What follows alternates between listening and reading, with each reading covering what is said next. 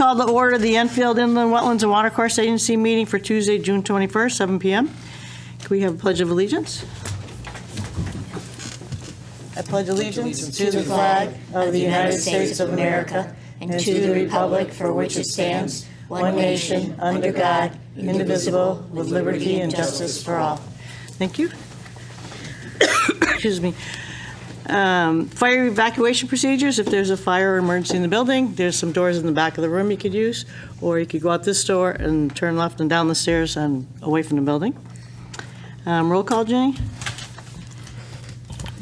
Donna Corbin-Savinsky. Here. Virginia Higley, here. Robert Hendrickson. Here. Kevin Zorda. Present. Nancy Martin. Here. Sean Dean. Shauna? Oh, where Sean is. Okay. Ann Collins. Here. Phil Kober. Here. And I'd like to see Phil as an alternate. Okay. Public participation. Is there anybody in the audience that would like to speak on items not on the agenda? Again, is there anybody in the audience wanting to speak on items not on the agenda? And last call, anybody want to speak on items not on the agenda? Seeing none, we move forward. Agent comments. Is there anybody to my left? To my right? None. No, none. Okay, seeing none. Correspondence. Is this Jarmark Farms correspondence? Okay, so we have this on our desk. It's a letter dated June 2nd to the Inland Wetlands in town of Enfield, as per the instructions of the Connecticut Department of Energy and Environmental Protection, Bureau of Water Protection and Land Reuse, Water Planning and Management Division. A copy titled Deep WPMD REG 002. It's a request for authorization under general permit for diversion of water for consumption use. It's being provided to the commission as a notice of application for a water diversion permit at 128 Moody Road. Kindest regards, Owen Jarmark, Jarmark Tobacco. Could you give a little? I don't really have much to say. It's just a permit from the state to do irrigation work. Okay. And of course, it's out of our control. Yeah. Yeah, it's part of the project that they already came for, right? Mm-hmm. Yeah, okay. Approval of minutes from June 7th? I move that we approve the minutes of June 7th. Second. 2022. Second, okay, first by Kevin, second by Ginny. Any comments or discussion? No? Can we have roll call, please? Donna Corbin-Savinsky. Yes. Virginia Higley, yes. Robert Hendrickson. Abstain. Kevin Zorda. Yes. Nancy Martin. Abstain. Ann Collins. Abstain. Phil Kober. Yes. 4 in favor, 3 abstains, motion passes. There's no town attorney reports. We have no public hearings. We have no new public hearings. We have no old business. Brings us to new business.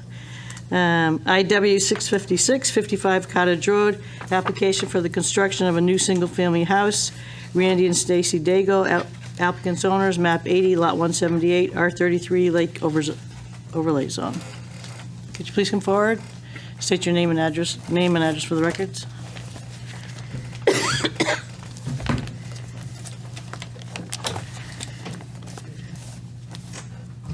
Hi, welcome. Thank you. Hello there. Hi I'm there. Randy Daigle, 55 Cottage Road. As you know, we're here for approval for our permit through wetlands. I just attached a couple of handouts because there were some questions regarding fastening of the systems, so I know they were answered in the email, but I just wanted to put them out there. This is what we're going to do. As you all know, this is our engineer. I'll let her introduce herself.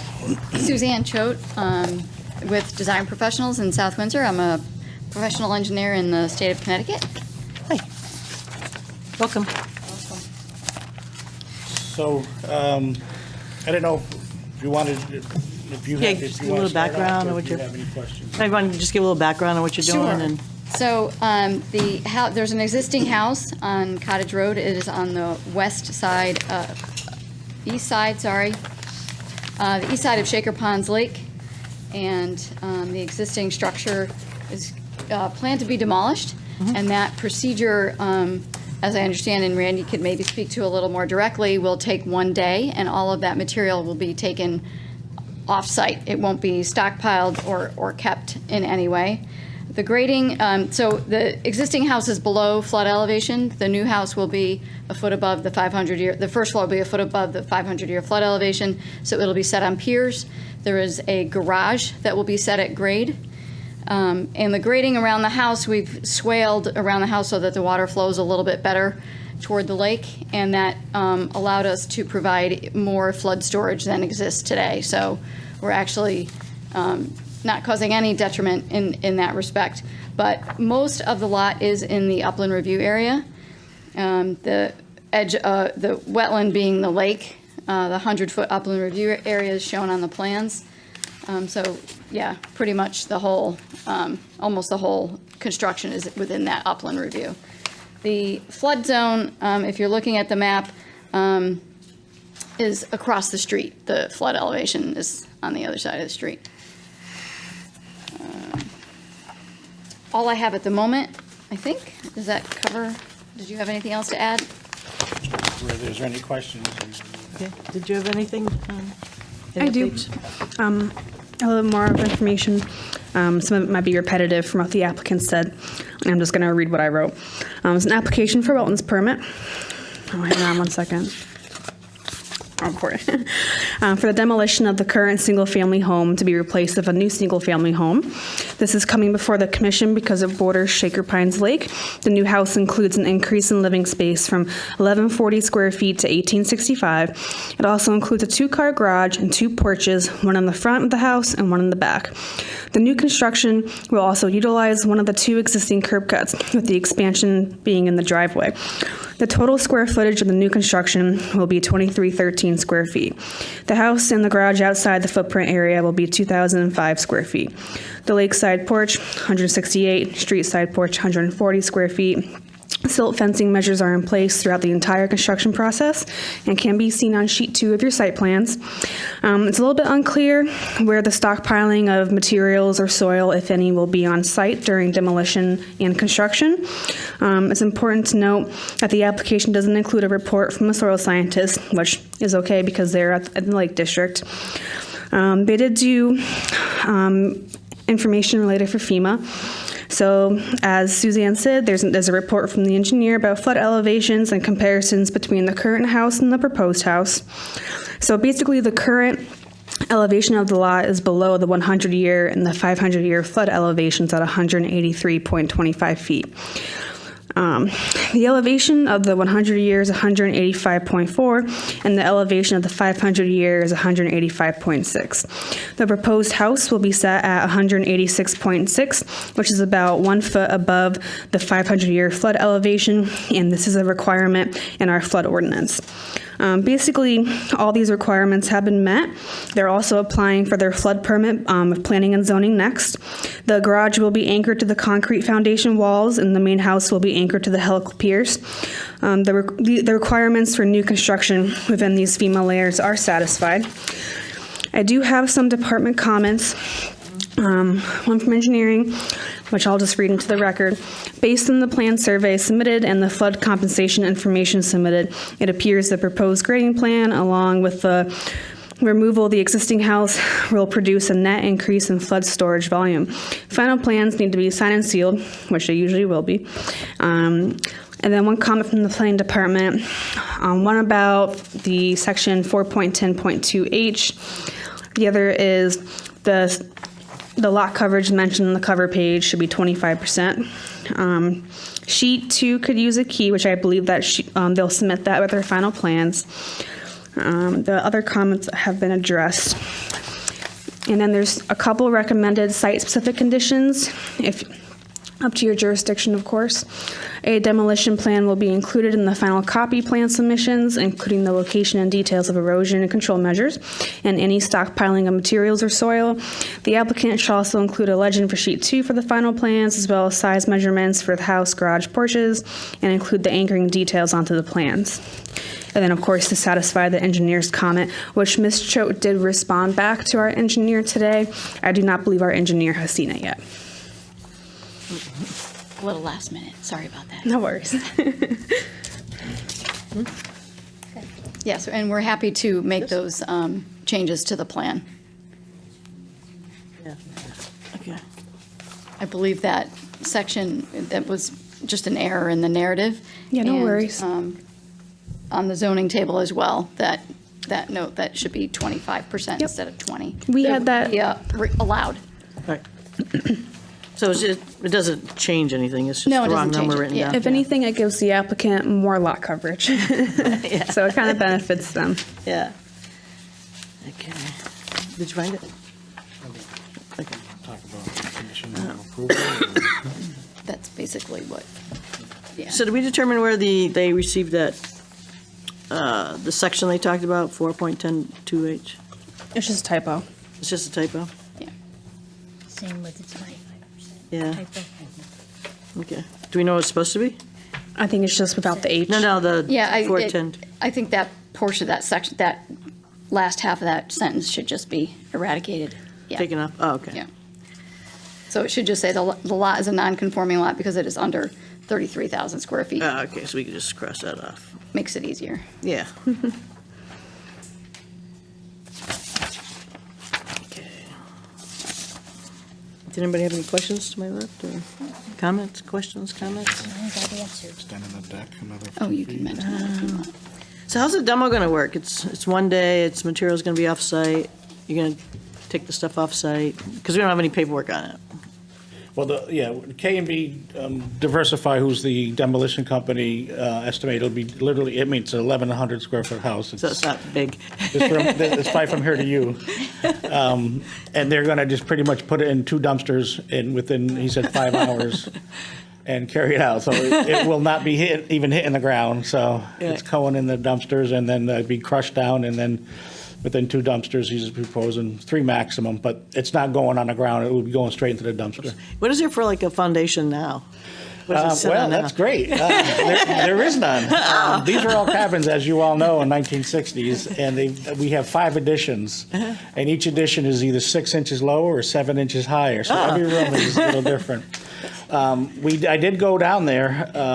I was able to get through. We have like 18-inch crawl space, which there's nothing to be 18, so Right. it was tough to get in there. But they're boulders. Some of them look like they might have been piers years ago, but there's no footings. They're just like slabs of concrete, and then most of them are just rocks on top of big rocks on smaller rocks, hold them up. So there really isn't a foundation. Yeah. Anything that is there, it's getting just moved out and Nice. taken off site. So. Anything that during the construction phase for the footings for the concrete, that soil will be brought back to the the southeast corner where the other driveway is, but still on the property.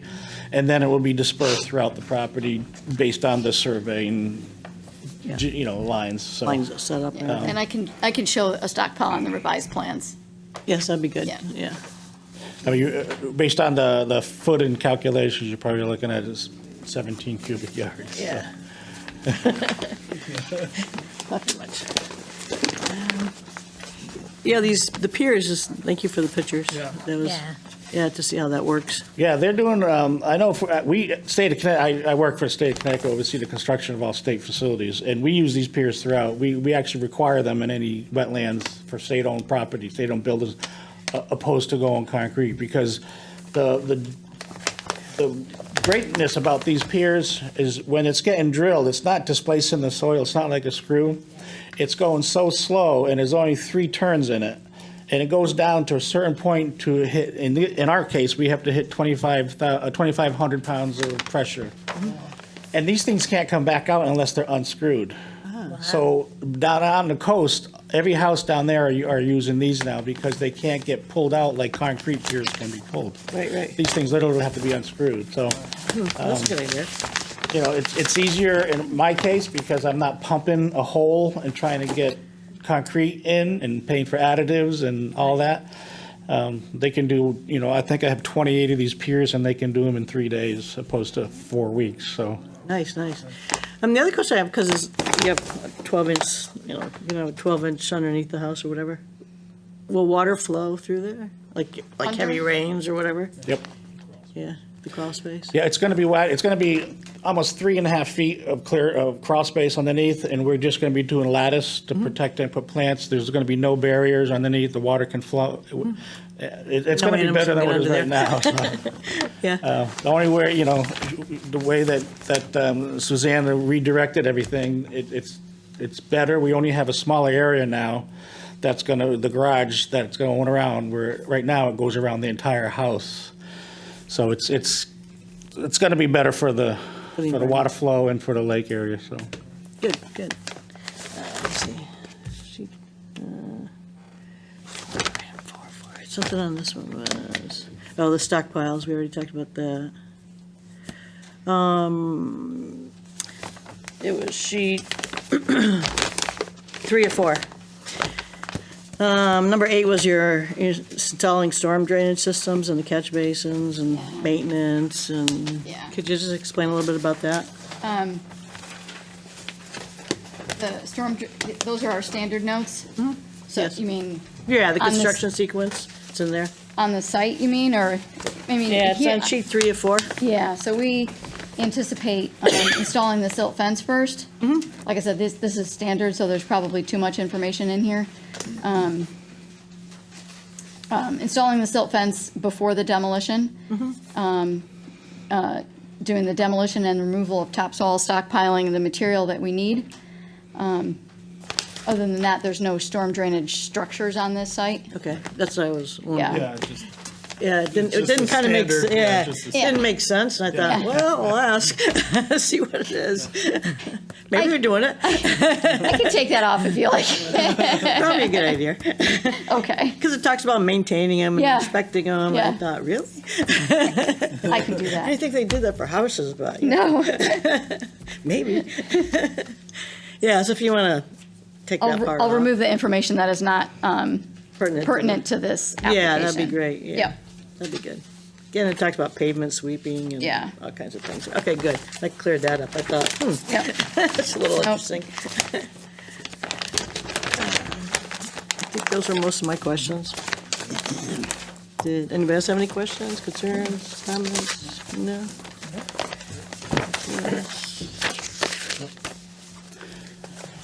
I will just, full disclosure, I did work with Randy on the 4th of July committee years ago, so I think I can be biased as long as you're comfortable with it.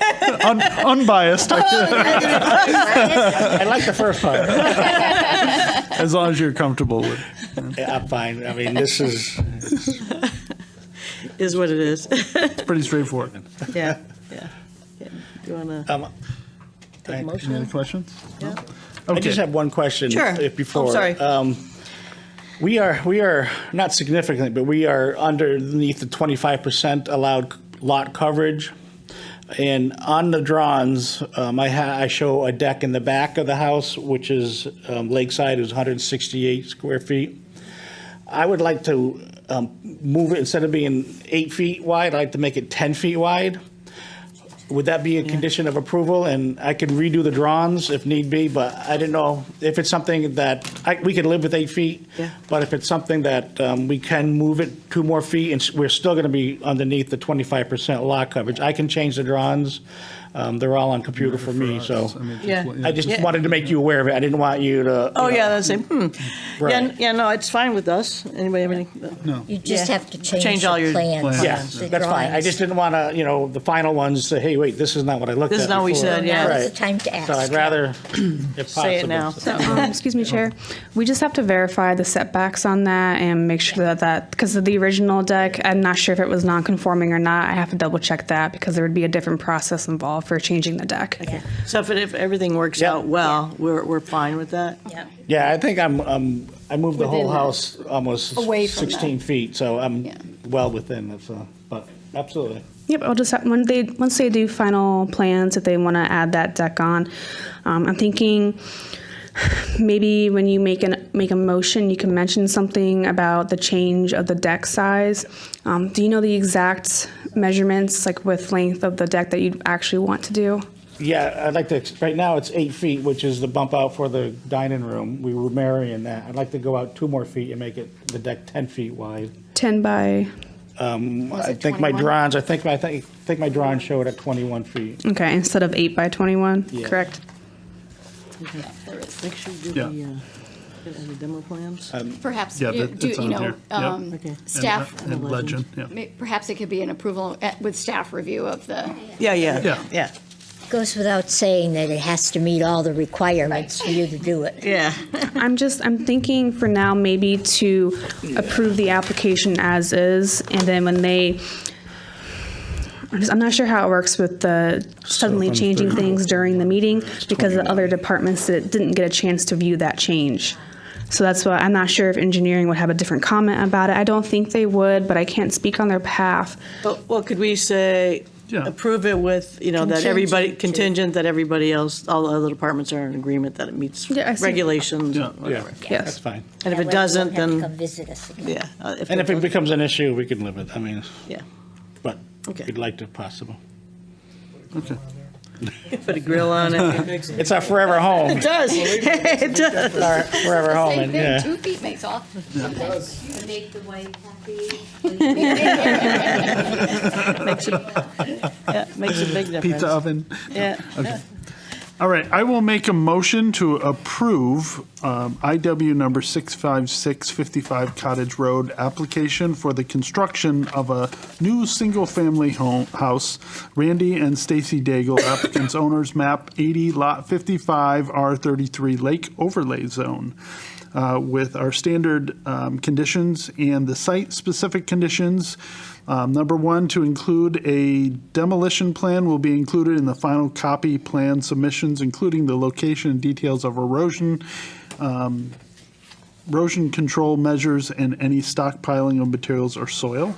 Number 2, the applicant should also include a legend for sheet 2 on the final plan submission, as well as the size measurements for the new house, garage, porches, and also include anchoring details on the plans for the garage. And number 3, a contingent for a change of the deck size with an addition of 2 feet to be shown on the final plan, contingent on staff and other department review And approval. and approval. Do we have to say this is also, it's Second. it's a construction and a demolition? That's what that's the only thing. Yeah. Yeah, so I would put that, I will amend my motion to include application for the demolition of the existing building and construction of a new single-family house. Yeah, that's what it said it on another one. Yeah. I will second that motion as read That's- with amendments. With the amendments. Sure. Discussion? Clarification, yeah, on one document it says lot 178, and on the other document it says lot 55, so just wanted clarification on the lot number. What document is that? So The plan. on our agenda, it says lot 178, and then on the minutes from Oh, the last meeting, it says lot Oh, 55. that was a typo. Okay, and then on the actual report, it says 178 again. So Yep, it's 178 is correct. Thank you. Okay, so. I think you said moved. 55. Yep, so moved, yep, so amended, Yeah, because there's on there, yeah. yep. What are you amending? Lot To 55. put the proper lot in, because on the, the Application. resolution motion, it's incorrect. Hang on, wait a second. Oh, yes, correct. Yeah, on the front it is, but. for Yep, the- yep, I got you. Okay, any other discussion? No. Can we have roll call, please? Donna Corbin Zabinski. Yes. Virginia Higley, yes. Robert Hendrickson. Yes. Kevin Zorda. Yes, Nancy Martin. Yes. Ann Collins. Yes. Phil Kober. Yes. 7 in favor, motion passes. Thank you very much. Thank you very much. Thank you very much. Enjoy your new house. Big project.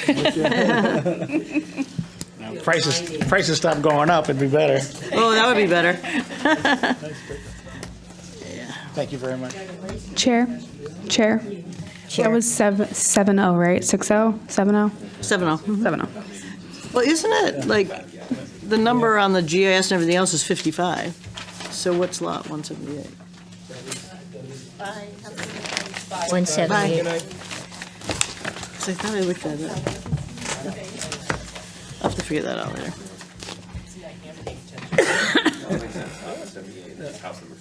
That's what it is. That's what it is, yeah. Okay, next is IW 657, 92 Main Street, small portion of Enfield Community Gardens, application for the expansion and improvement of the existing parking lot located on the east side of the property. Ronnie Salas applicant, Salas Brothers LLC, and Town of Enfield, owners, map 24, lots 161 and 47, TD4 zone. Hi. Hello. How you doing? Good, how are you? Good. Could you state your name and address for the record, please? When you get it, when you get Set up first. set up first. Yeah.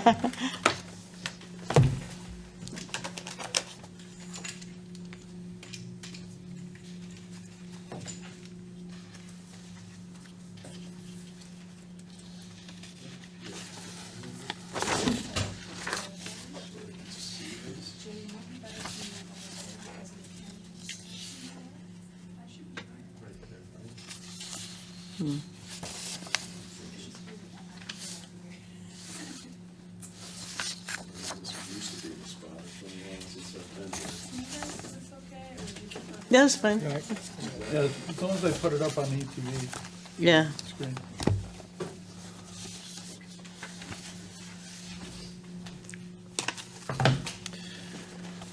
For the record, J. Ursary, J.R. Russo and Associates here representing Salas Brothers LLC, and I am the pinch hitter tonight. My partner Dana, who you're used to seeing, is on vacation. You gave me Marty vacation. Salas is on vacation, and I'm not.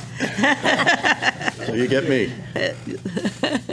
So this is an application for a permit essentially to expand slightly the parking area that's associated with 92 Main Street. And just a little bit of history here. This is and I'm sure most of you have maybe driven by it, taken a look at it, are somewhat familiar. The area shaded in brown up there is the building. It's a brick structure, was built in the 20s as a savings bank by Mr. Ganuzio or Januzio. And the Salases actually did a lot of research and came up with a newspaper article from the Thompsonville Press in the 20s that talked about his purchase of this piece of property, and he was going to move his bank, which was located up on, was it Pleasant, that's across the street. Excuse me, Jay, 1 second. Jenny, can you just turn your mic off? Thank you. Go ahead. And move his bank over here because he needed to expand and he didn't have enough space, and he did. So I'm not sure how long the bank was actually there. It's been a number of things, obviously, since then. There was some residential on the second story. There was commercial on the first. There was some retail. The plan here is to go back to restore the building, commercial first floor with some studio apartments on the second floor. So let me just walk up to this board a little bit and kind of walk you through it.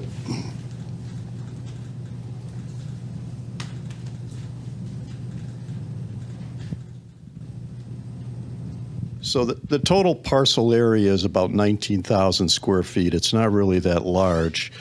We're bordered here on the westerly side by a small piece of property that's actually owned by the town. My understanding was it was part of a fire department parcel. Maybe there was going to be a firehouse there someday. I'm not really sure. Just to the west, or to the west of that, is the Grays Club. So there's a small little slot in there where there's nothing. This is our building. We go back, the property line to the south is actually Freshwater Brook. comes back around, winds back around, and we come over here to what is the edge of the fence line pretty much on the community garden.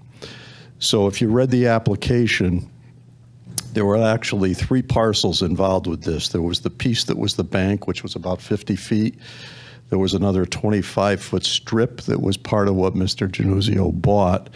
And then there was a triangle in the front that was part of the relocation of Main Street, which was done during the redevelopment in the 70s. Because the road actually used to run right along the front of this building. It was probably 6 inches off the front of the building was the old location of Main Street. And when they relocated it, they moved it away, and it left this piece of pie here that actually got lost for a little while and was owned by a former owner of the building who was foreclosed upon by the town. When the town hence sold the piece to another owner, they forgot about the foreclosure, sold it. Long story short, title company went back, we found the guy, got title to it, so we now have some road frontage. And then there's a little small piece over here that's going to come from the town. So that comprises the entire piece. The existing gravel parking lot I've kind of highlighted here in brown. This is what's historically been used for this parcel, as well as roadside parking. If you remember, there were parking meters all along Main Street years back, and there was a lot of parking on the street. There was actually another building located right here next door, which is a kind of a mercantile shop. I think they sold clothes. Got pictures of that too. Pretty interesting. And this was the area that was used for parking. So we're expanding that slightly in this area, which I think was about 3,000 square feet. It's in the memo that Dana Steele wrote.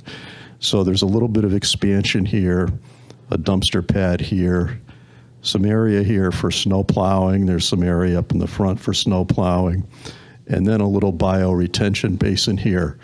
Currently, all of this drains to the back and finds its way into Freshwater Brook. This area is just a bank. It's vegetated, a lot of trees. When we get up into here, there's actually a wall, a fairly substantial granite wall. And I had never really looked at this before, I got to be honest, but there's a lot of history here when you start talking about Bigelow and what had gone on back in the early 1900s, late 1800s. The road actually used to come straight across here. There was a bridge.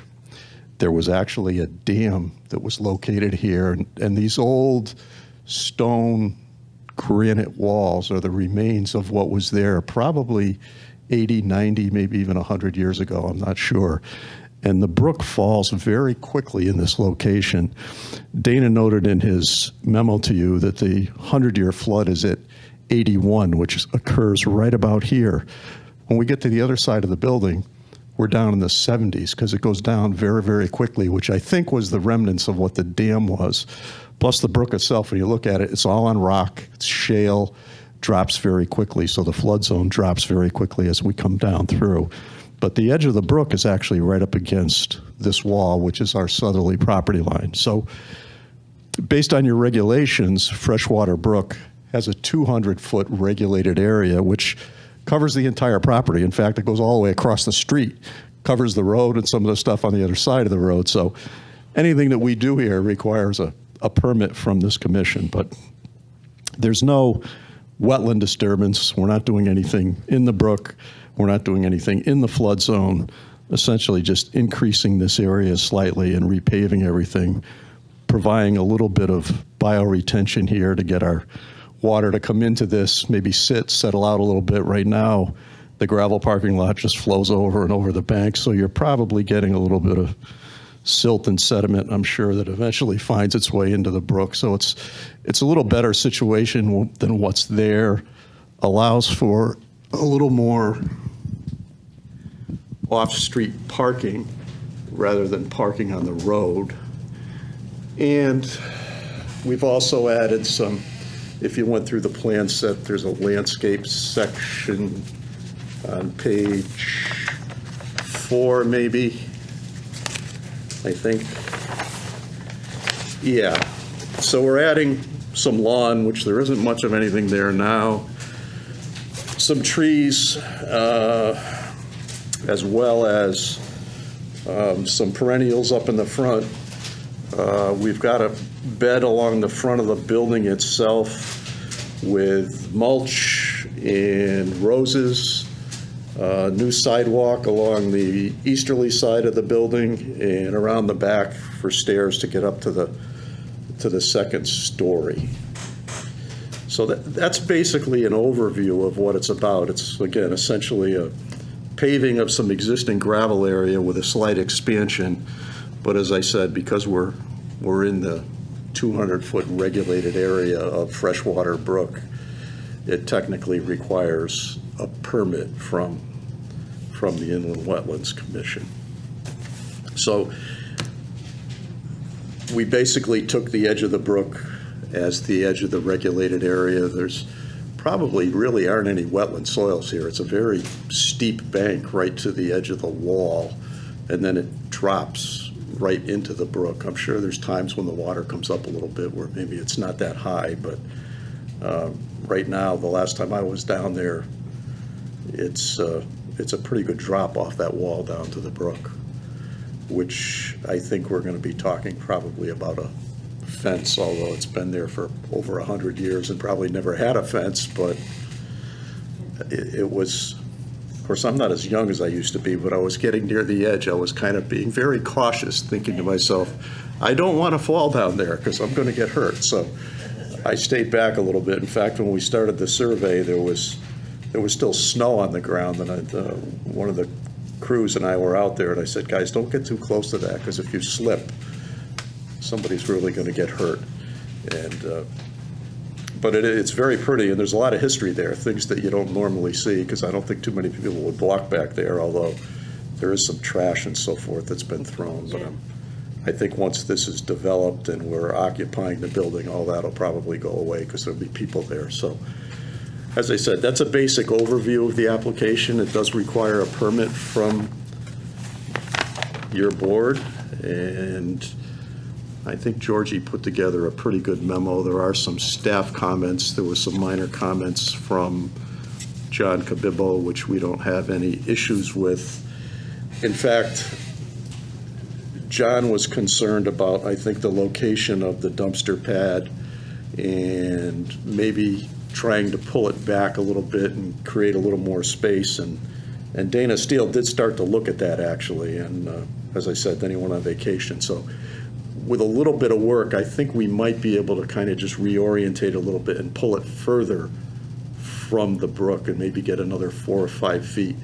When you look at the plan, it looks like it's very large, but it's a 10-scale plan. This is really a very tiny piece of property. Usually you're looking at 40 scales, sometimes 20, and maybe even something in 50 or 60 scale. That's 10 scale. So this is really a very, very small parcel of land. It's tiny, essentially.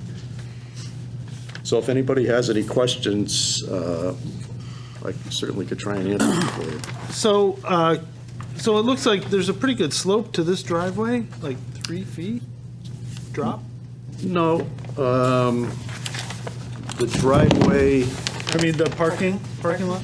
no, the parking doesn't really slope that much. If we come to the upper corner, we're at 89.9, and then we drop down to 86.8, or roughly 87 to the back. So it's not much of a slope. It's very similar to what's there now. The upper corner here is about at the existing grade, and the lower corner, currently we are at 87 and some change, and we're going to be at 86.8, or just about 87 where it goes out. So we're trying to keep the water going in the same direction that it's going now without changing it. The actual high point here is the sidewalk. If you go by here and look at this, the sidewalk's higher than all of this parking area currently, and it will continue to be. Everything flows from the front, essentially from the back of the sidewalk to the back of the property. So what's the bioretention area? It just said that it's... So that's a depression, small depression in the ground that will allow a little bit of settling and maybe a little bit of infiltration. We've got that seeded with a New England seed mix. I don't know if you all are familiar with New England Seed, but they're a company that kind of specializes in wetland seed mixes. This is their New England Roadside Matrix Upland Seed Mix that'll be put in this basin area. So it'll have some vegetation in it. It's not going to be bare ground. It'll be lawn around it, lawn around the sides of the dumpster, up the side. There's lawn in the front, to the left of the driveway, and lawn to the right of the driveway along the mulch bed. So we'll be adding some vegetation and some landscape to make the front of it a little more aesthetically pleasing. There's not much there now. I imagine in its day it was probably one of the newer buildings actually on Main Street. The building that was next to this that I do have some photos of. In fact, I'll send them to Georgie. She might want to share them to you. It's some fairly interesting reading, especially the newspaper article, because you could buy a new car for $595 from a dealer on Enfield Street, and it was a lot of fun to read. I kind of got caught up in it rather than working on the project. I started reading the newspaper articles because it's pretty interesting. So how deep is this depression? It's only about a foot. It's not deep at all. Okay.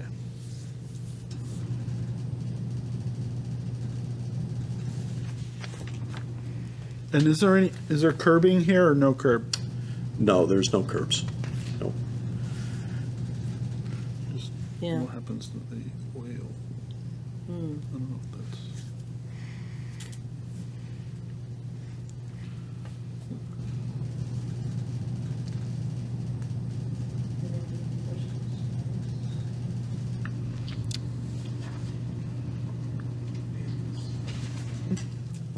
You said you saw bedrock in the brook. Do you know what it was? It's shale, is what it looks like. Yep. Was it part of East Berlin Formation? I'm sorry? Was it part of the East Berlin Formation that's the other outcrops in town? I'm not familiar with that, so I don't know, but I've seen it in other water courses in Enfield. I looked at one a couple of years ago down off of, I guess it's Old Depot Hill, where the old power station was for the trolley. And I'm trying to remember the name of the brook that goes under the road there, but it's an old brownstone culvert. And it was the same type of what I call shale that was essentially the bottom of the brook there. So whatever soil had been there over the years is gone, and it's right down to rock. And the water just kind of cascades over it Like to and see follows that. its way down. It's actually very pretty.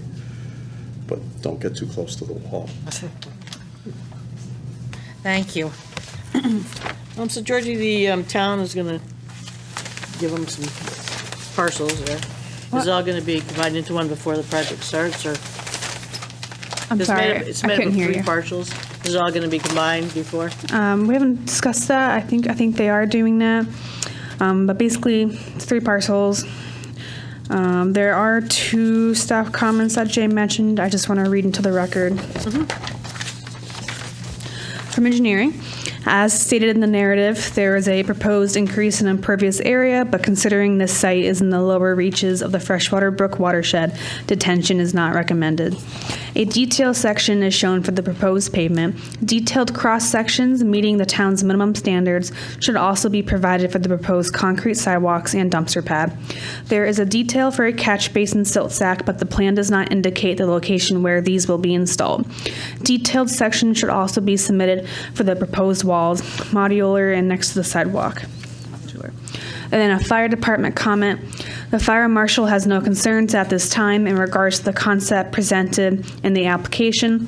Further reviews will be conducted relative to zoning and/or building applications. A reminder that combustible ground cover, such as bark mulch, is not permitted to be used in and around a structure. Non-combustible material, such as stone, is approved for use. Scott, Fire Marshal.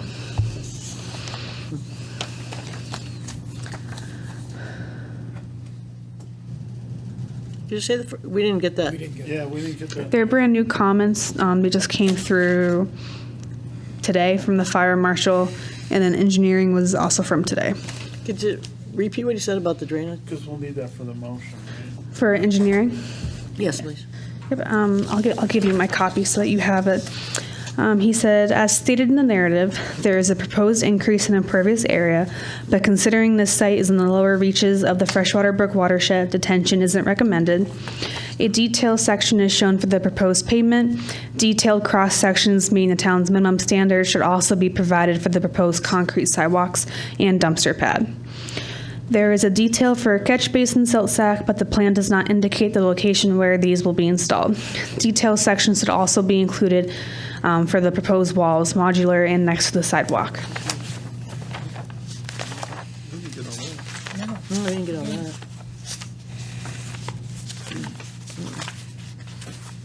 The actual new comments, which were engineering, Georgie actually highlighted them. They start with a little yellow highlighter.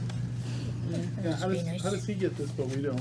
Yeah. Because when I drafted the staff report, the comments were not there.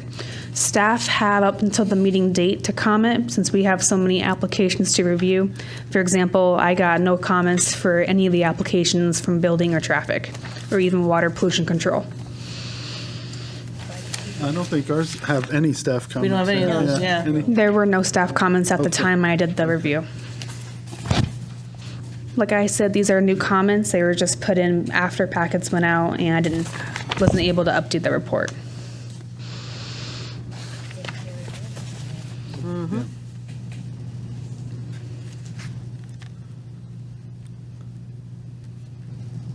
This was the part, we talked about retaining the runoff.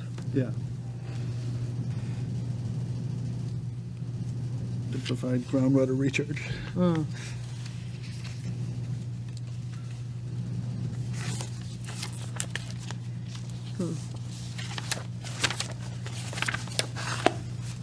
But we gotta put this in here if we're gonna, at least this part, Yeah.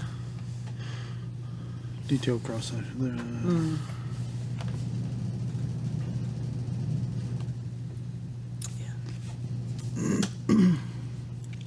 Do you need another copy? No, I no, think that's we- right, that's right. Okay.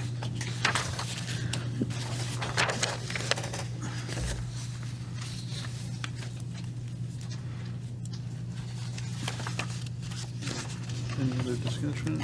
Anybody else have any questions, comments?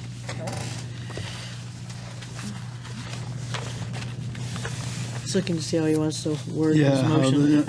just because of this, One piece. Yeah. all right. I will make a motion to approve IW number 657, 92 Main Street, small portion of the Enfield Community Gardens. Application for the expansion and improvement of the existing parking lot located on the east side of the property. Ronnie Salas, applicant Salas Brothers LLC, and Town of Enfield owners. Map 24, lots 161 and 47, TD-4 zone, with the standard conditions and a site-specific condition that new plans will be provided that show the location of where the catch basin silt sack will be located and installed. And details section should also be submitted for the proposed walls modular next to the sidewalk. Do we have the, this part? Yeah, and the final plans must include the erosion and sediment controls as well for number 2. I'll second. Okay, that's Nancy. Kevin made the motion, Nancy seconded. Any discussion? Any discussion? Roll call? Donna Corbin Savinsky. Yes. Virginia Higley, yes. Robert Hendrickson. Yes. Kevin Zorda. Yes. Nancy Martin. Yes. Ann Collins. Yes. Phil Kober. Yes. 7 in favor, motion passes. Thank you very much. Thank you very much.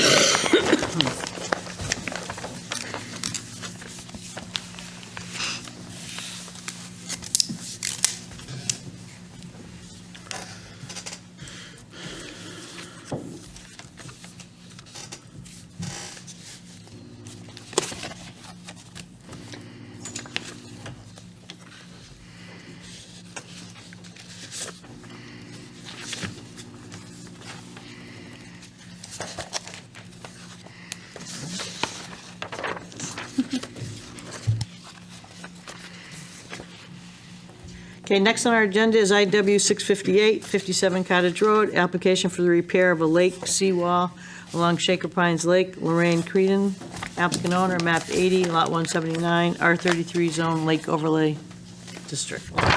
Hi, welcome. Could you state your name and address for the record? When you get back to the mic. Lorraine Creedon, 57 Cottage Road, Enfield. Welcome. Hi. I live on the lake, on the water, right next to Mr. Daigle. And I've been there 38 years. When I moved in, the wall in the lake was, the concrete wall had been built, and it was flat and held back the dirt nice. And what has happened over time because we lower the lake every year and it freezes, the wall has been pushed out. The wall is now like probably 6 inches out further, and it's at an angle like 45 to 60 degrees off flat. So I anticipate that it will be falling eventually, and I'm trying to be proactive about taking care of that in the meantime. I had my engineer came and looked at it, and he had suggested that rather than taking down the wall, which disturbs the lake, and constructing a new wall, which disturbs the lake, what he recommended is what he has done in another lot on the lake, which is install vinyl sheet pile behind the wall, so that the plastic sheet wall will just be driven down into the existing soil. No soil will be removed, and then it will be anchored back into the property. Okay, so then concrete anchors and ties will be put in to hold it in.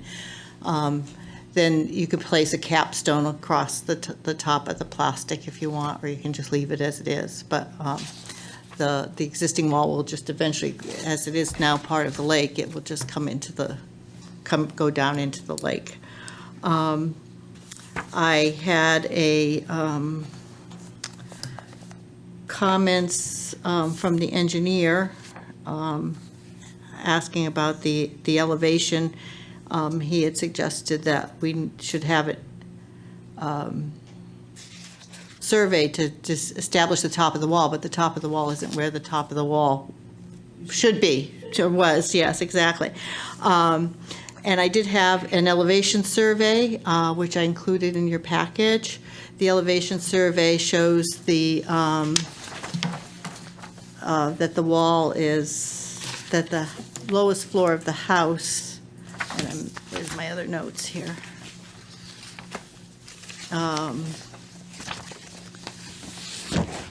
That it shows the lowest floor elevation. So actually my floor, my house actually, in my basement, it actually sits on the lake. It's actually below the level of my yard. So that elevation certificate shows that. I think it was 179.2. I thought I had the number here. Yeah, 179.2. And the wall is about 2 feet below that. So what I propose is that I do an as-built afterwards, rather than having to hire Russo to come back out and add that piece to the survey and then come back out again to do an as-built. I would like to do that. And they said that there's no obstruction can be placed in the FEMA-defined flood zone. My backyard is actually, my yard is in the flood zone. Water flows freely across it and flows into it and out of it. But the engineer suggested that we can, if we need to, put holes in the plastic, in the sheeting, and put mesh of some kind and stone behind it to keep the dirt from going through. That would allow the water to flow freely. But it's not been, the wall itself that's there now has no drainage holes in it at all, and it's been there for a long time. So what else did he want to know? He said that visiting the property at 59 Cottage Road last year, they observed a green pipe running into the lake. That's my footing drain. It's been there forever. It was there when I moved in. When I moved in, it was a clay pipe. It collapsed. We just put a vinyl pipe in. So it has been there. The town sewer pipe actually runs in. This pipe goes out like at an angle, and the town sewer pipe comes in here, and it stops before the wall. So what we propose doing is putting some riprap in there, and I had talked to my neighbor who was concerned about the green pipe, and that we would cut that pipe back, and it would merge with the town pipe water, and we'd have just the riprap in there. Right now, the town water the water from the road has eroded the dirt into the lake and everything. So we'll put riprap in there so that this water can collect there and then flow over the wall. And that's all I have to say. That green pipe was from, he brought, that was the neighbor that brought an application but never went anywhere with it, right? Right.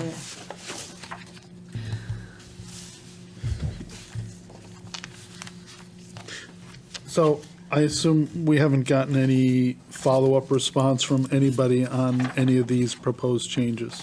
No, not yet. If you don't feel comfortable making a decision tonight, you do have time. If you want to continue it, it's up to the commission how you'd like to proceed. I do have a little memo if you want me to read that for you. Yes, please. Okay. I'm just going to kind of reiterate what Lorraine said. Application for wetlands permit for repair of the lake wall, otherwise known as a seawall, which is the proper term. The proposed wall will be a vinyl sheet pile wall along the lake at 57 Cottage Road.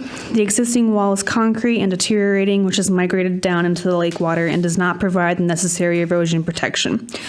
The vinyl materials are resistant to environmental deterioration and longer lasting compared to wood or steel. The purpose of the wall is to keep the land along the lake from deteriorating further. This material and method will help minimize yard erosion and environmental lake damage.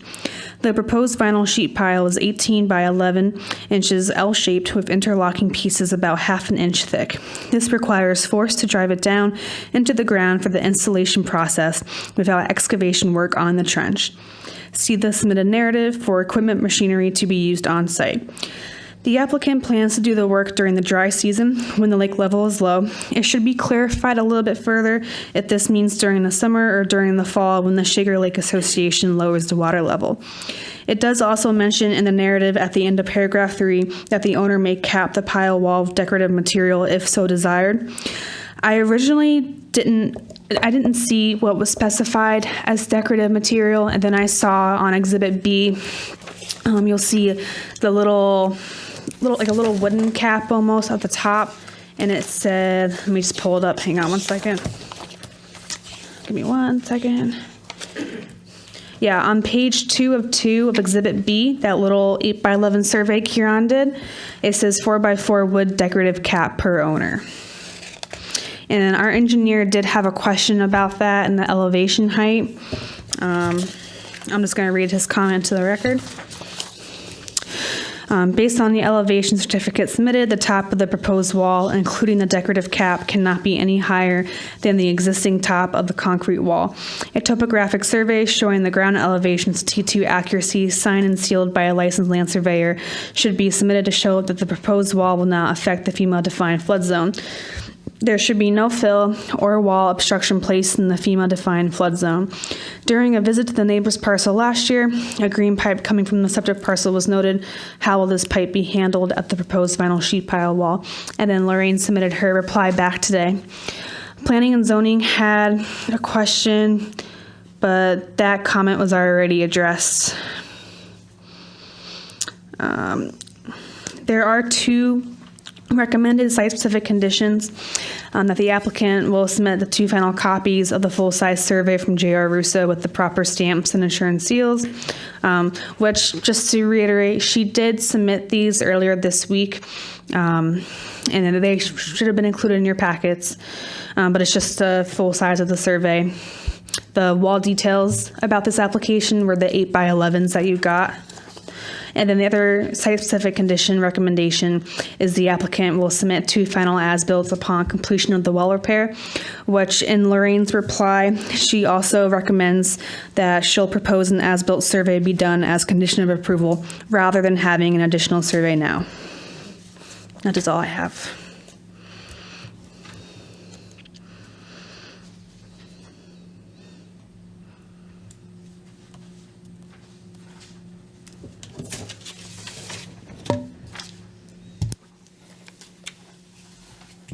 So we don't know what the final elevation is going to be with the cap?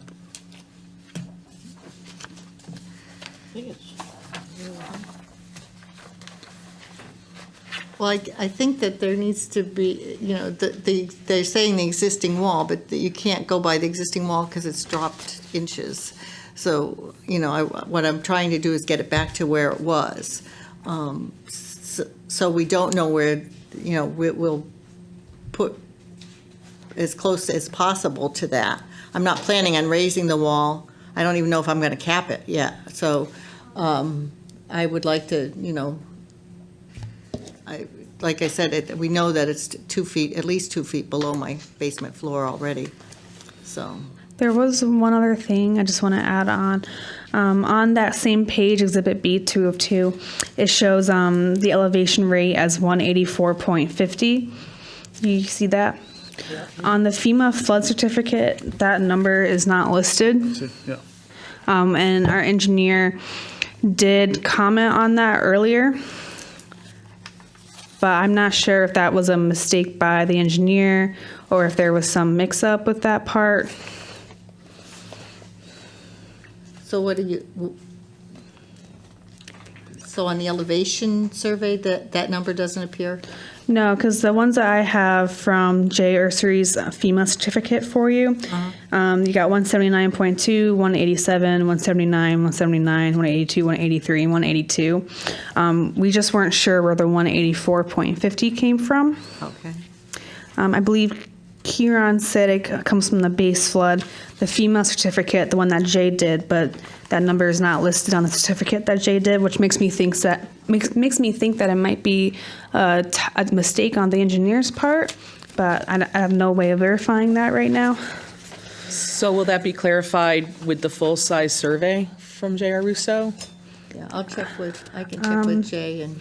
I'm not too sure, but like I said earlier, if you're unsure about the numbers or you want to wait for the engineer to address Lorraine's response, you can continue it until July, you can approve it, so forth. You do have on here, work was going to be done during the dry season? That's when the lake is lowered? Right. So they dropped the lake it's probably near my house. It's almost as high as this in one side and maybe So that's like on the other side. in the fall or the spring? Yeah, in the fall, and the end of October, towards the end of October, middle or end of October, they lower it down. Yeah. Those dates are correct, by the way. So seeing she still has time, Yeah. Yeah. I think my concern, my question is, and I don't know if this has to come from John or whoever, but it can't be above the wall, it says, but is that above what's existing or what it was built at? And I'm sure we have no idea of where it was built at. I would like to say like what it originally was, but again, I am not the engineer, so I am not too sure how those regulations apply to that. Would it be in the town records anywhere? They probably are somewhere. I mean, you'd be surprised how many records there aren't. Yeah. But I don't know how you would know. I can show you probably That's- pictures from when I moved in. That's right. that's why we just weren't sure, because the FEMA certificate done by Right. J.R. Russo is different than what Kieran has on his plans. So there's just a little bit of hesitation there. Yeah, and who knows, and I guess I'm not sure what FEMA would define that as either, because FEMA says there can be no fill or wall obstruction, so. So back to that question about whether it should be at existing or what it originally was, I recommend maybe if the applicant is okay, tabling the application. That way we can get some clarification from engineering and from the applicant's engineer just to verify that those are correct and that it is okay with FEMA to proceed. Is it, Yeah, I think we have Yeah. to. Yeah. We have to, with being right on the lake, I don't want, yeah, be wrong. you don't want to be wrong and then have to tear the wall down, you know? Save some money. And she has time, because Yeah. Yeah. Right. should we need a motion to? Yeah, I will make a motion that we table IW number 65857 Cottage Road until we get some more detail on elevations questioning. Make sure all the numbers are right, and, Second. yeah. Any more discussion? Seeing none, roll call?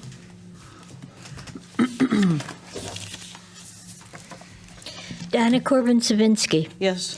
Virginia Higley, yes. Robert Hendrickson. Yes. Kevin Zorda. Yes. Nancy Martin. Yes. Ann Collins. Yes. Joe Kober. Yes. 7 in favor, motion passes to table IW 658-57 Cottage Road. File.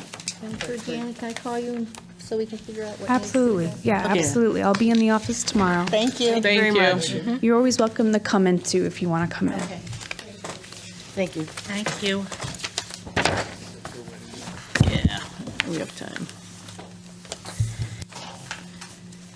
Next is enforcement reports. None. Report of planning staff. None. New applications were received, IW 659, 22 Hudson Street, application for an in-ground pool. Nadia Wright applicant, Maureen Isherwood owner, map 53, lot 420, R33. So it's just to be received. I did have a couple of comments. So, probably should have done it during the agent comments, but, so we've asked to have the new assistant planner get on Oh. a Zoom. Yes. Have any- It's been a little bit hectic this week. Hopefully in July, maybe he can join us. Okay, that'd be great. So we can just meet him, ask questions. Yeah, you know, absolutely. Okay, that'd be great. The notice of action that Jenny asked for and I asked for. So I'm not necessarily sure. Are you sure it was the NOA? Because I checked all the last, previous master packets and stuff, because we make the master packet based off what you guys get in your packet. And from previous predecessors of mine, I didn't see the NOA, I didn't see PZC minutes or anything. I understand that you may have gotten that in the past. However, when talking to Matt and Lori about it, we're not really sure what the significance would be. It would make more sense if PZC got your NOA than vice versa. And because of paper costs right now, all of the NOAs for PZC are on their website, just like how we post the wetlands NOAs and ZBA and so forth. So I know there has been some talk about trying to get tablets for the rest of the commissioners. I am not sure where that stands. But hopefully going forward, we can be more digital, less paper, and yeah. Yeah, I think it helps us. We did get it. I've been on the board for a long time, but we didn't get it on a regular basis, but we did get them. And it is nice to get them because we approve an application and then it goes to the P&Z. It could be there for a little while. It could be there approved right away or not. So it's kind of nice to see the flow of the applications, where they're at, what the approvals are. And it's good for the commissions to work together. Together. It shows what we're doing to them, and it shows what they're doing to us. And Well, it's just, I understand that, but like I said, I don't really see. well, perhaps you could email it to us. I could. It's also on the website. I know, but we're not going to go look on the website, trust me. I don't know then. It makes more sense for PZC to get your NOA because then they understand what But the action was. I would like to see it. I think we should get them. Yeah. So, and I also would like to get copies of every now and then, every other month or something. We've asked for it many times on this board for many years, and we get it once and then everybody forgets. Is the status of all the applications? Like, where are we on all the applications that are out there? Where are we on them? So we ask all the time, we can ask all the time. Hang on. What He do would you say, okay, and then we get him for a week, and then we don't get him again. What do you mean status of Like a the listing of all all? the, listing, you gave it to us before, like a listing of all the applications. When they start? When they start and what process they're in and what step they're in. I mean, because we could approve these applications today.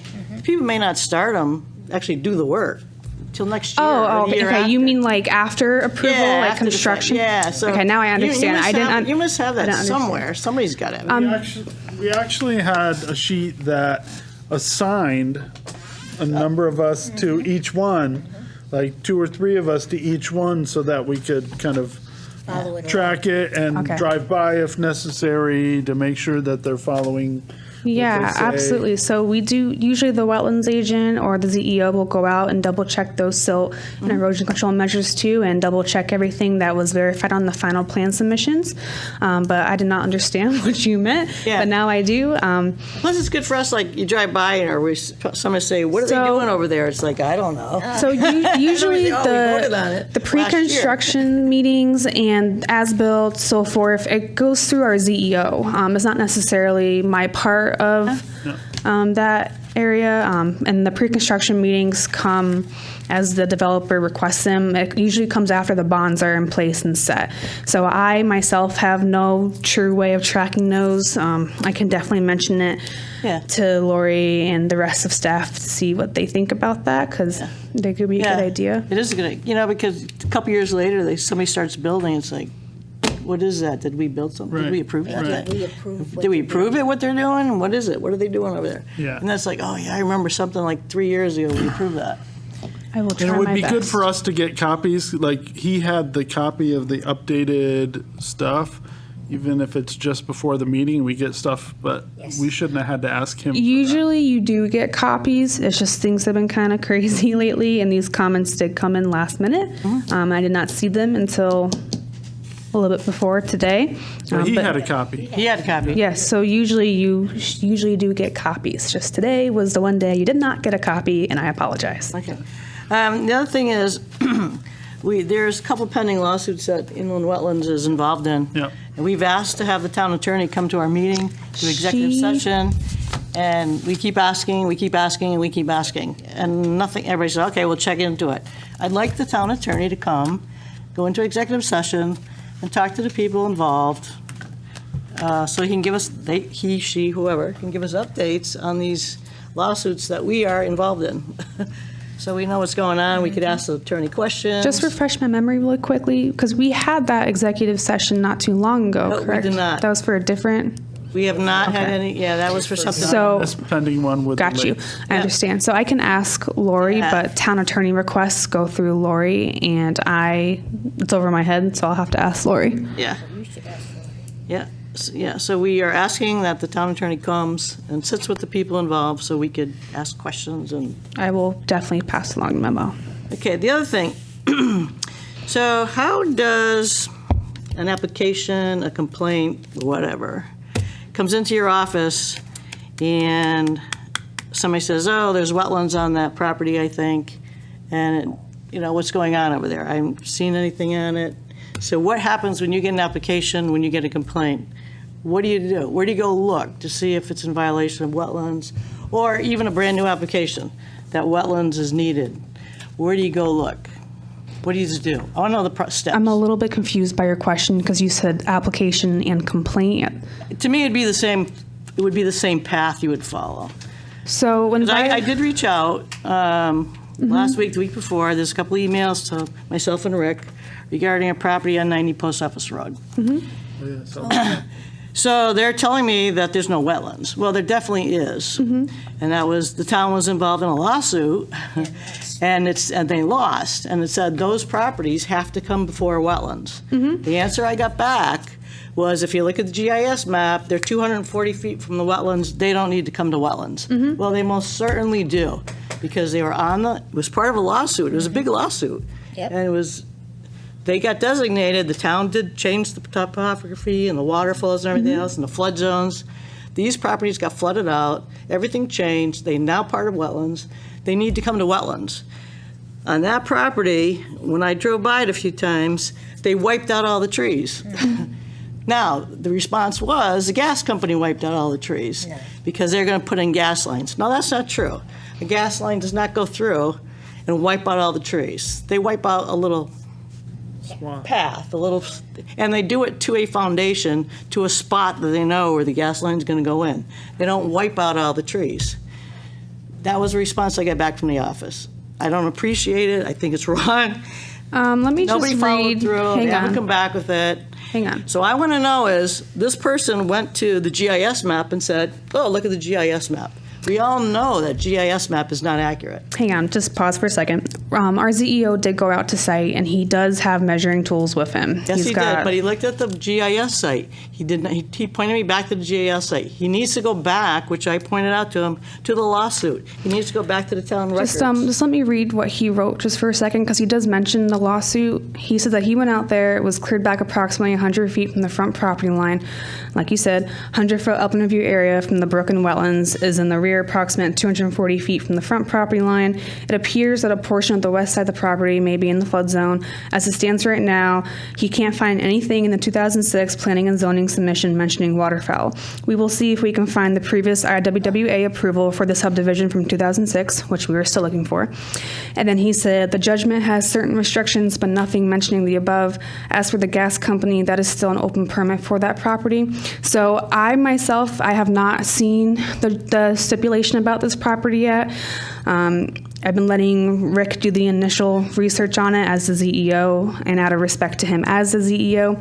So I will follow up with him tomorrow just to double check on that status and see where it is now. So it goes back to my original question is, something comes in, where do you look? You can't just be looking at the GIS map. You got to be looking at the files. There's got to be files. When That's what we usually when this do. went to a lawsuit and the town lost, and the court said these 4 properties need to come back to wetlands. Even when that property was advertised in the newspaper, which I sent a copy of, the real estate agent was, I can't think of her name right now. She was the chair of wetlands at that time. She states, Gretchen Pfeiffer Hall, thank you, Ginny. She put right on the ad for the sale of the house, it has to go to wetlands.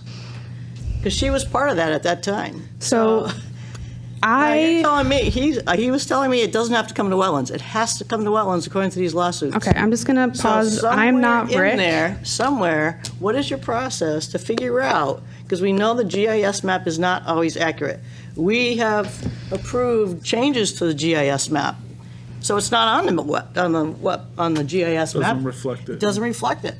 So there's got to be somewhere that you need to look. You might want to check with Maria, because Maria was the lawyer who represented the town in the lawsuit that the town lost for the properties. Yeah, there's got to be a process. You just can't. So what is the process to know that you're gathering all the information to make sure a particular piece of property somebody's coming in on meets if it meets wetlands, it's got to come to wetlands. Where is that document? How do you do that? How do you know that? Because that map is not correct. We know that. So it worries me about other applications that come into the town. They go look, say, oh, this isn't part of wetlands or whatever, and they ship it off, and it really needs to come here. There's got to be a process. I agree. There's got to be a process. But I also, you brought up the tree thing, and I feel like there seems to be no really rule or regulation about how many trees you can take down on a property. People just clear cut, and Yeah. and there's no. There's It's nothing. like, sure, you want to take down 30 trees? Yep. Well, there are regulations if But there's. if I it's don't know wetlands. if it's Yeah. happening, if it's coming through wetlands, and are we? Or wherever it's supposed to go to. It's not. Yeah. Yeah, because they said the gas company cut the trees. Well, there's a sign up on that lot now. It was a tree company that cut the trees. It wasn't the gas company. Well, the gas company might hire some. Yeah, but they're not going to. yeah, They're going to do a yeah, whole lot. yeah. They're not going. They're going to cut the path. Trench it. They trench it. Yeah. Yeah. So, what is the process to determine where you look? You just can't go to the GIS map. What's the process? Because it worries me now that things are slipping through. People give us a hard time all the time that we let the wetlands. We're not protecting the wetlands. We're not protecting the trees. But how can we do that if there's? What's the process? The process? Yeah. Okay. The process is when a complaint comes in, depending on the complaint. if Or it's an- application. Then we're going to start with complaint. When the complaint comes in, if it's anonymous or if the person left their name and information, depending on what the complaint is, the ZEO will verify it, okay? In regards to this particular property, I do not have the knowledge. I am not the point person on this one. The ZEO is. Like I said, I will follow up with him tomorrow morning and try and find that joint stipulation form. Usually, always, we pull the original files and re-verify the approvals and what happened before. In regards to applications that come in, the applications that come in usually come from the violations that Rick has issued, okay? Or their applications come in as proper development. But usually as they come in, they're always verified, and whether or not things get done without any approvals and Rick catches that, he does issue a cease and desist order like you've seen before in your packets. But in regards to anything else, I really recommend asking Rick when he comes to the meeting next time, just to get his input on this, because here I'm speaking for him and he's not here. But even for the applications, where do you look to see if any changes historically had been placed on that property? There's all kinds of resources. There's the archive, there's aerial imagery off Google Earth, the GIS.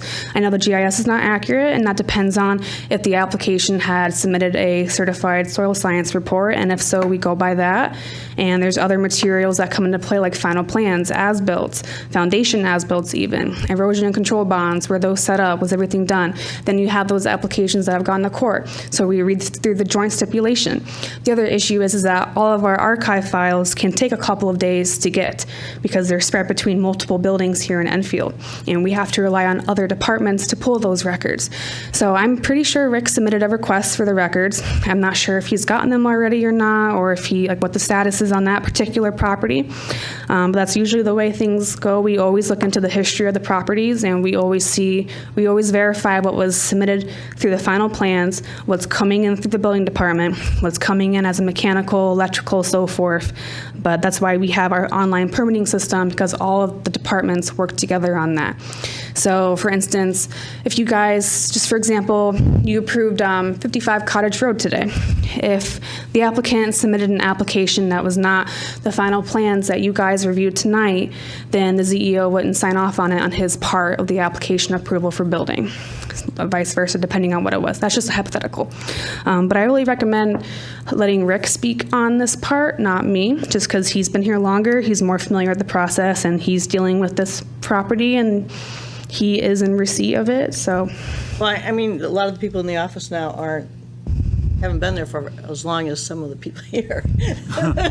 So like I said, we should just wait for Rick, because I there's some don't really have history much back there, else to so say. I think I'm kind of concerned we're losing the history. Yeah. So is it, is it standard that you check the history on every application? Always. Or only if it is? No, every application, we check everything. Variances, courts, surveys, pass, whatever, even sometimes easements that are only found on deeds. We check everything. That's why sometimes we're so busy and you might not get a copy of the department report because we're checking other things out. And there's only 4 of us in the office, and we have all these applications, and work is split up between all of us, so it's paced out. But just give Rick a little bit of time just to research it some more, and I'm sure, like he's always done, if he finds something, he will write a report on it and he will report to you about it. And what do you do when we do a map amendment? What do you mean, what do we do? So somebody comes in, we change the wetlands on, and they put in a map amendment. Yep, so they stamp in a town clerk once you approve it, and whenever the GIS gets updated, which is up to our IT department, which I just want to put out there that the IT department does not have a GIS employee. Right now, the GIS is spread between multiple people in the department, me, myself included sometimes, depending on the part. And we are in the process of updating that, and updating our wetlands layer is one of them that is to be updated. So can I go back to one of your questions about the getting the information?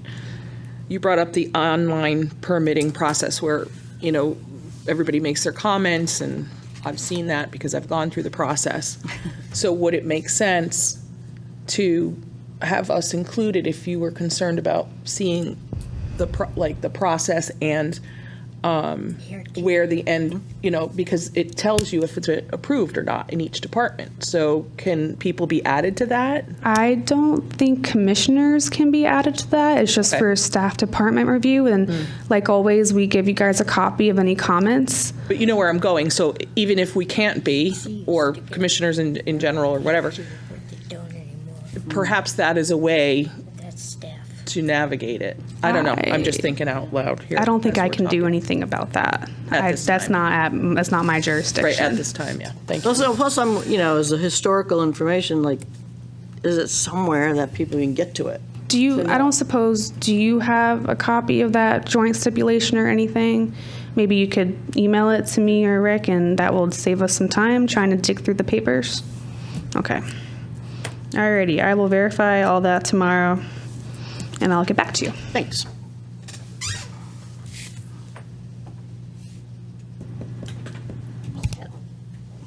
I move to adjourn. Second. All in favor? Aye. It's 8:25.